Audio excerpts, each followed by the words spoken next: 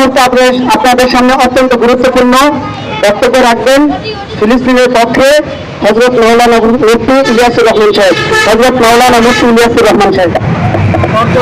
আসসালামু আলাইকুম ওয়া রাহমাতুল্লাহ। বর্জন বর্জন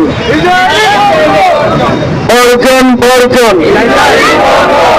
বলেন নবী সাল্লাল্লাহু আলাইহি ওয়াসাল্লাম, সকলে বলি সাল্লাল্লাহু আলাইহি ওয়াসাল্লাম।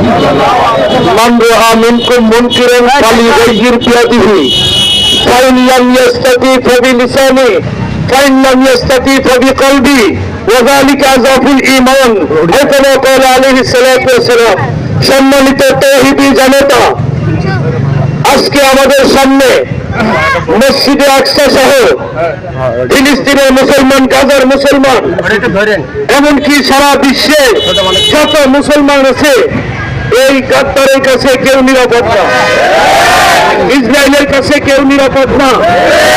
এই জন্য আমাদের সময় এসে গেছে, সারা দুনিয়ার মুসলমানকে এক হতে হবে। এক হও, এক হও দুনিয়ার মুসলিম, এক হও, জিহাদ করো। হাদিস শরীফের মধ্যে আছে, মান রাআ মিনকুম মুনকিরান ফালিয়ুগাইয়ির বিয়াদিহি। যখন তোমাদের সামনে কোন অশোভনীয় কাজ করতে দেখবা, হাতের দ্বারা প্রতিহত করবা। ফাইন লাম ইয়াস্তাতি ফাবিলিসানি। যদি হাতের দ্বারা প্রতিহত করা সম্ভব না হয়, তাহলে মুখের দ্বারা কথা বলেন। মুখে শোনা নেই, কথা বলেন। মুখের দ্বারা তীব্র নিন্দা করতে পারবো কিনা, কথা বলেন।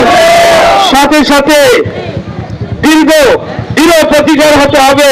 ইসরায়েলি সমস্ত পণ্যকে বর্জন করতে হবে, কারণ তারা সারা দুনিয়ার মুসলমানদের কাছ থেকে পণ্য বিক্রি করে যে অর্থ উপার্জন করে, সমস্ত অর্থ মুসলমানদের পিছনে, মুসলমানদের নিধনের পিছনে ব্যয় করে। ঠিক এই জন্য আমরা ইসরায়েলি পণ্য বয়কট করব। আজকে আমাদের মাঝে উপস্থিত হয়েছেন বর্তমান বাংলাদেশের ধর্মীয় উপদেষ্টা প্রেস সচিব